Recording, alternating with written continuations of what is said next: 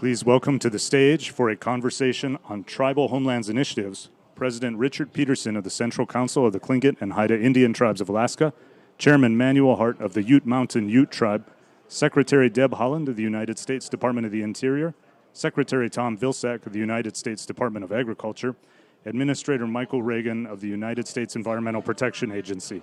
This discussion will be moderated by Julie Chávez Rodriguez, Senior Advisor to the President and Director of the White House Office of Intergovernmental Affairs.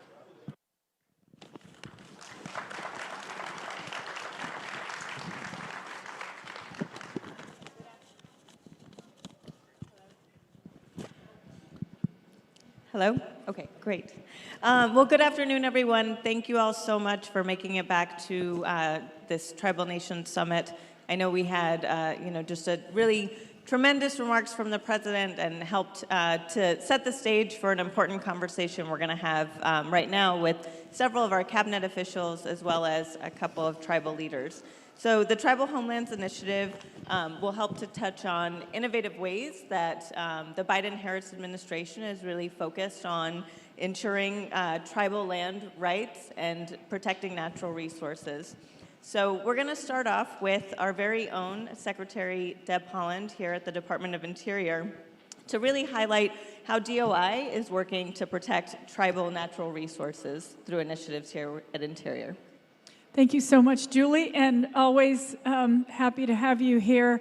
And welcome to everyone. I'm so proud to be here with all of you. Thank you so much. First, I want to just re-emphasize, you heard it this morning from the President himself in his commitment to Indian country. And so he is our leader, and we are following his lead here in the department. It's an all-of-government approach to make sure that we are addressing these issues head-on across the federal government. So one of the most important things, of course, and we've mentioned this also this morning, is consultation, making sure that we are talking to tribes, that tribes have a seat at the table, that they have a voice in our future and in any policy making that we're doing. And so we are working hard on that. There are proposed changes to the fee to trust regulations. We know we need to make those more efficient. Several of you have actually mentioned this to me already this morning, that's one of the issues you're facing. So none of this is lost on us. I know the wheels of the federal government move kind of slow sometimes, but just know that behind the scenes, we are all working very hard to make sure that your needs are met. Now, very quickly, one of the things that I've been very proud to witness in my travels, both to Indian country and to our national parks, our wildlife refuges, and our public lands, is the relationship between tribes and our federal employees in those areas. I was in California, the Redwood State and National Parks, and saw firsthand how the tribes are working directly with the Forest Service, with the Fish and Wildlife Service to ensure that they're restoring streams and looking out for the ecology and the habitat so that animals can thrive in those places.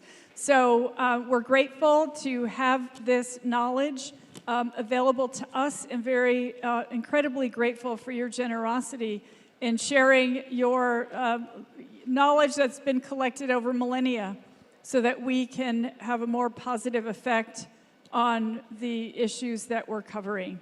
Thank you, Julie. Thank you so much, Secretary Haaland. We'd now like to hear from two of our tribal leaders that are joining the panel today, President Peterson and Chairman Hart.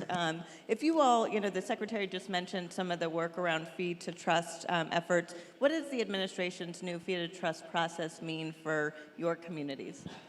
Well, for us in Alaska, it's really an incredible move forward. All we've ever really wanted was parity with our lower 48 brothers and sister tribes. And 2 weeks ago, very excited that Assistant Secretary Brian Newland signed the first fee to trust in Alaska in this administration and since the Obama administration. What that means for us is so deep and is really expansive because, in Alaska, with only one reservation tribe there, so often we're told that we don't have Indian country, we don't have Indian lands, and now we can say we do.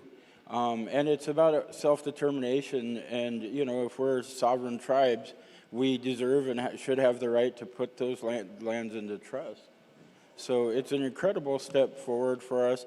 The solicitor's new opinion, I think, is going to make it incredibly easier for more tribes to put land of trust into Alaska, and I hope that Tlingit and Haida isn't the last, under this, because under the Obama administration, only the Craig tribe was the only tribe to successfully put land into trust, and through the last administration, it was an incredible step backwards in these efforts. So we're very pleased that with this administration and working with the Department of Interior now has been just night and day, and it's an incredible opportunity for government to government.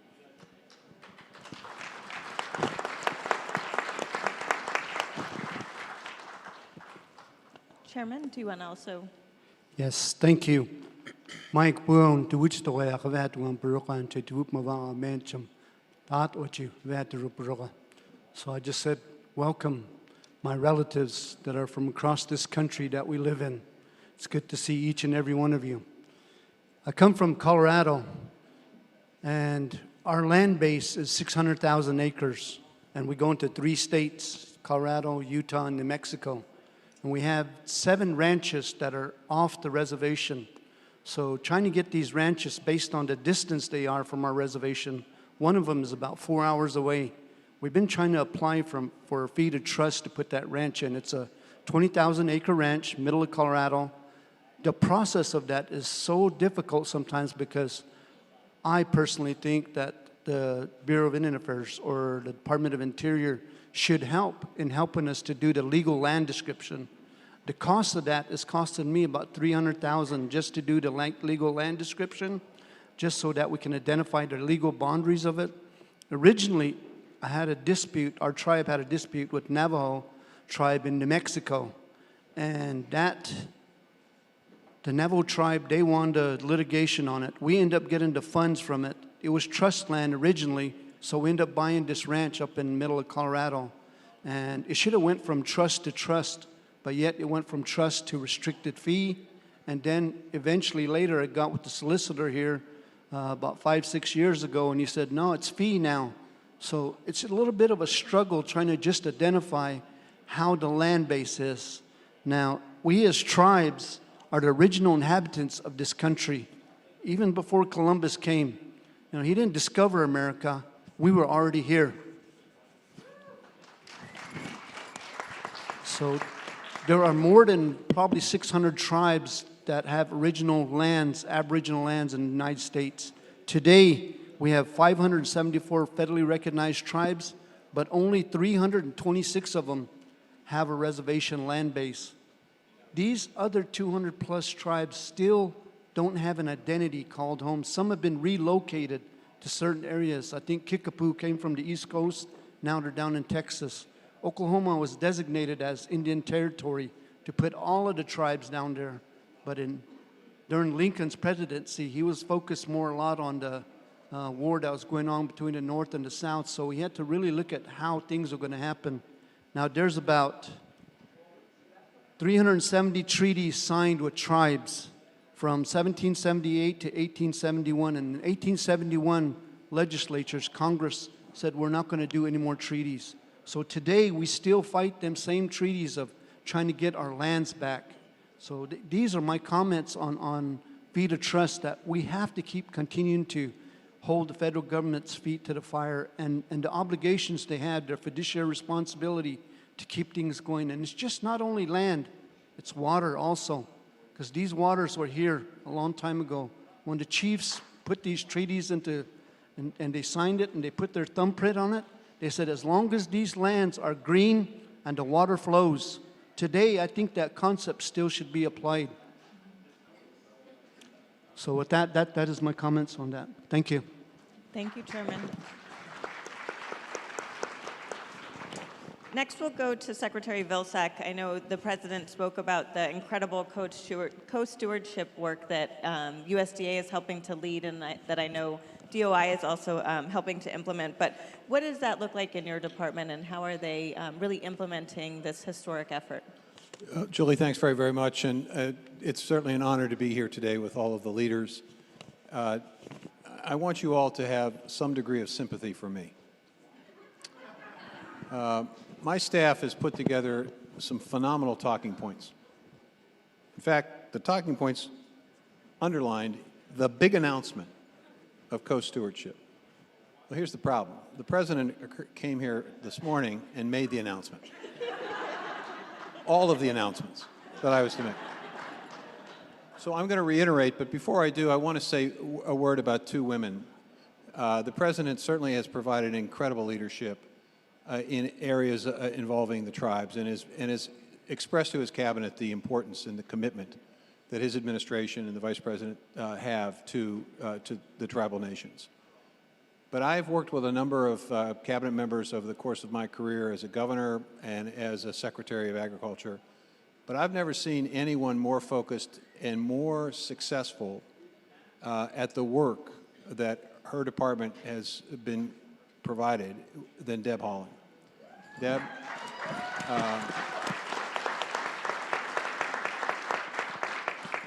I would challenge the tribal leaders in this room today to tell me if there has ever been a Secretary of Interior that has been more committed to the work of nation-to-nation tribal benefits than Deb Haaland. Deb, it's been a real privilege to work with you. And I'm fortunate because I have an incredible person working for me in tribal affairs, and that's Heather Don Thompson. Heather, stand up.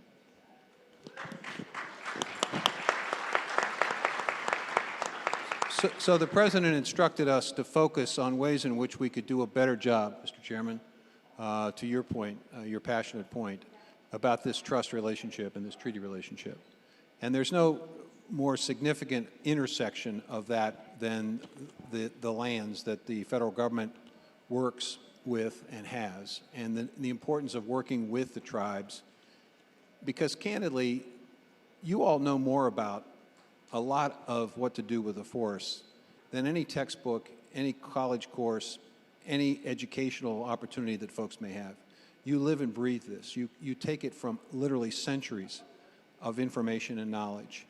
And this notion of indigenous knowledge and combining it with the passion and commitment that you all have to maintaining the forest has given us the opportunity with the joint secretarial effort to try to look at ways in which we can do and be better partners with all of you.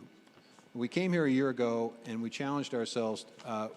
At the time, we thought this was a stretch goal of having more co-stewardship opportunities, and we said we'd like to be able to do in a year's time 6. Well, the President, as he announced, we actually, between the Department of Interior and the Sector and the Ag Department, we've done 20. And the President over here, the first thing he asked me at lunch today was, is there money connected to those joint stewardship contracts, which is an incredibly important question. And the answer is yes, there is. There are millions of dollars that the department's allocated to implement these co-stewardship and co-management opportunities. The President acknowledged that we are in the negotiations and discussions with literally as many as 60 opportunities. And I think because of his passion in this area, we're going to work hard over the course of the next year to get as many of those through the process as possible. And there will be resources attached to it. We estimate roughly $20 million of additional resource attached to those agreements. So we are very committed to this. We understand the importance of it and significance of it, and we think it is a reflection of the importance of our trust and treaty responsibilities. Thank you so much. Thank you, Mr. Secretary, and I promise I did not steal your talking points and hand them to the President earlier today. But in all honesty, you know, as the Secretary mentioned, this is a very exciting venture, and the President was very excited to be able to announce and share the incredible work that both USDA and DOI have been doing in this area. So to that end, President Peterson, what has co-stewardship meant for you, and what does it mean for tribes to have a role in helping to manage the land that is so sacred? Well, it's really everything. You know, we've stewarded these lands since time immemorial, right? And our presence on the lands create healthier ecosystems, healthier, sustainable opportunities for hunting and fishing. When you look at Alaska and see where my friends here in the front from the interior of Alaska, for the first time, aren't getting salmon, in their systems. They're concerned about caribou. We've stewarded these resources since the beginning of time. We know how to do it. So we should be a part of this. We're not stakeholders. And we need to be at the table. We need to be managing it. And it's our experience and knowledge that'll guarantee that these resources are here for another millennia. And so that's really what it's about for us. And it's really been incredible the last 2 years. I got to work with Secretary Vilsack under the Obama administration and had him come to the Tongass. And we had talked about things then that unfortunately, again, this last administration had broken promises. And we had agreements with the Forest Service and the USDA that honestly were felt like a slap in the face. So it's really important to us as we move forward. We want to see these promises kept. We want to see them deeply embedded. I know I talked to Secretary Vilsack about that exact thing. Is we can't operate at the whim of administrations. Administrations can bring in their priorities, but they shouldn't be telling us who have lived here since the beginning of time how to manage our resources, which resources we can even access. These are things that are inherent in our sovereignty. These are things we're born into. My people, I can go to where we fished now, and I can say 10,000 years ago, my ancestor was in the same place fishing. Who else can do that other than our first peoples?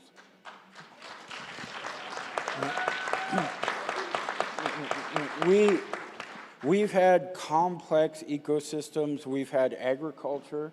We've had farms. We've had all these systems in place for 10,000 years. All we need is that this government give us the ability to co-steward and co-management so that these resources are here. I hope my goal as a tribal leader is that one day our descendants are talking about their ancestors and what a great job they did, and they mean me. They mean us. That's the responsibility we have sitting in these chairs, sitting alongside the Secretary Vilsack, sitting with leadership like Deb Haaland, Secretary Haaland.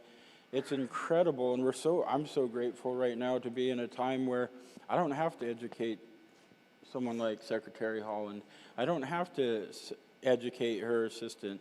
We don't have to educate Heather Dawn. They know these. So it's an incredible thing for this administration when we talk about co-management, government to government, when our own people are sitting across from us in these roles. And so it's one of the things I really credit the Biden administration for doing. Julie, can I just intercede? Because of the President's insistence and focus on fisheries, it was important for the President to announce earlier today that we're going to have another secretary join us in this joint effort, and that's Secretary Raimondo, who obviously oversees commerce, which has NOAA's responsibilities. So we're going to try to address the issue of fisheries in more specific terms. So that's obviously good news.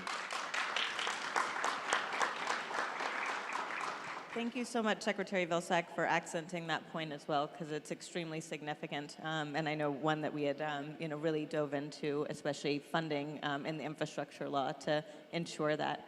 Administrator Regan, why don't I go over to you? Can you talk about some of the work that EPA is doing to help protect tribal lands and natural resources, especially in light of the institutionalization that's happening across, I think, so many of our agencies to, as President Peterson mentioned, to ensure that this lives beyond administrations? Absolutely. First and foremost, I want to say that I echo Secretary Vilsack's sentiments about Ms. Haaland here. I mean, I think she has set the bar for all of us to strive for excellence as we approach our nation-to-nation relationships and development.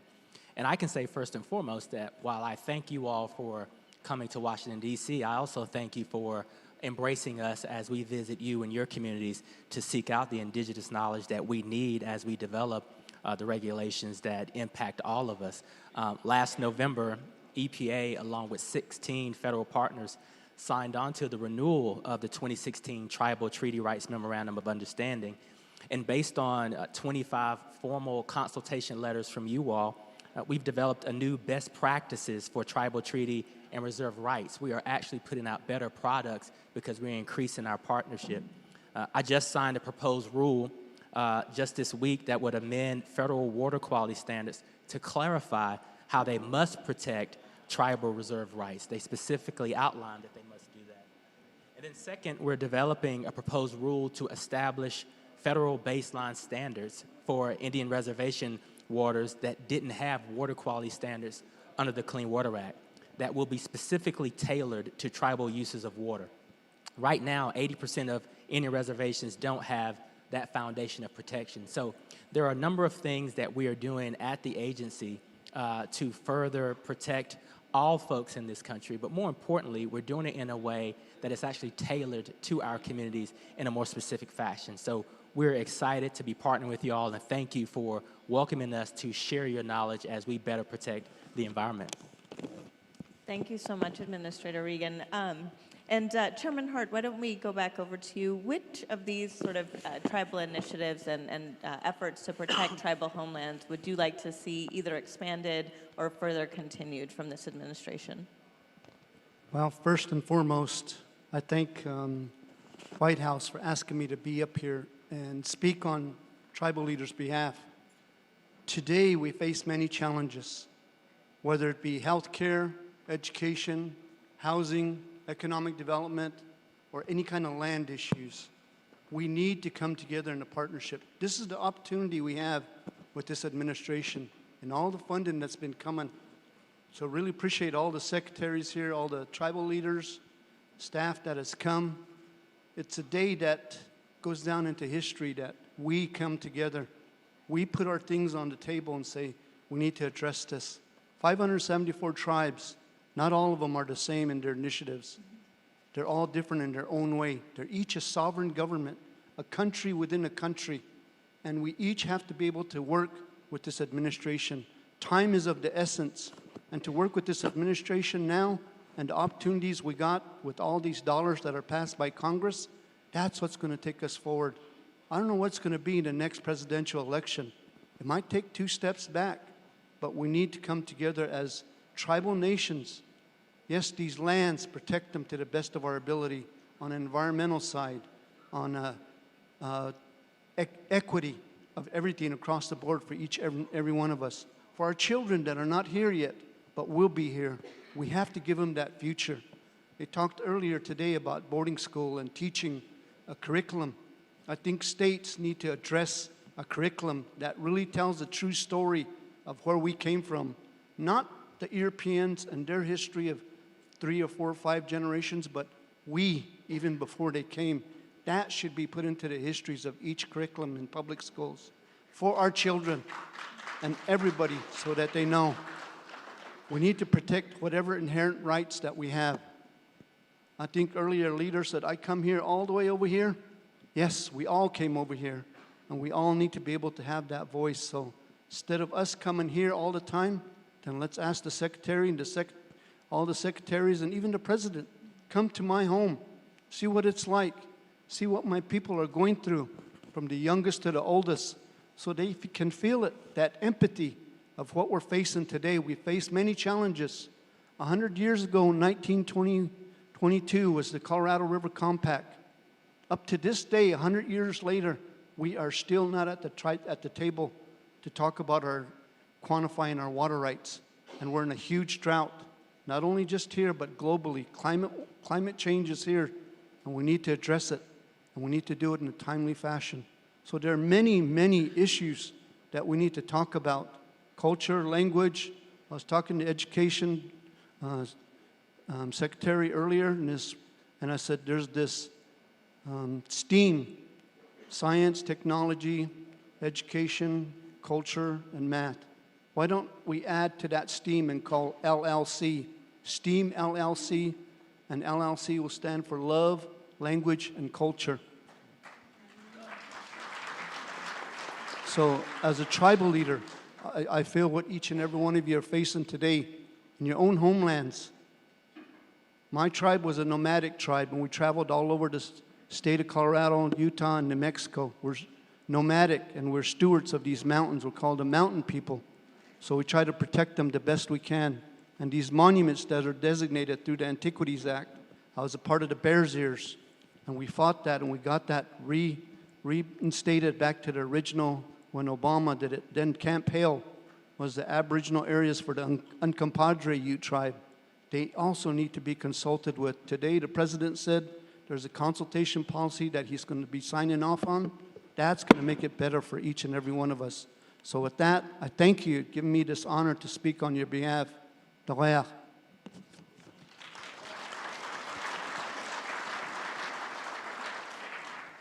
Well, thank you all so much for this really engaging panel, and hopefully it was also instructive as we think about ongoing partnerships that we can engage in as the Biden-Harris administration and with tribal governments across the country. With that, I'd like to turn it over, I think, to Weezy to offer up some next steps in terms of engagement opportunities that we'll have throughout sessions later today.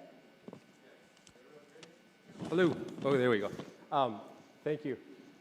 We are going to, because we're behind and we're trying to catch back up with our schedule, we're not doing Q&A right now, but we are going to have our White House Council engagement sessions later on today, where we'll have a much more time to have a back and forth and engagement on that. So when that time comes, that's when we're going to have a lot more robust conversation. So thank you. Well, thank you so much, Weezy, and thank you to all of our panelists.